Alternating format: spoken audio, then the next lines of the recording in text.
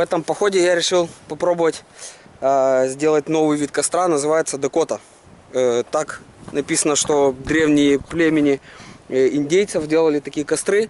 Они были максимально экономичны. Враг не видел, скажем, этого огня, и можно было параллельно готовить. То есть, когда дым уходил, огня не было видно, и он был подземный. Плюс можно было обогреться вокруг земли, когда земля прогревалась, и все. Вот. Сейчас хочу показать, как он выглядит. Делается яма в размере где-то полметра вниз, а внизу делается немножко какой колодец, расширение.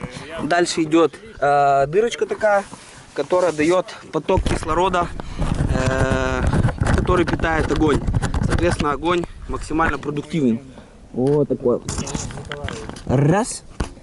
И вот мы и выходим.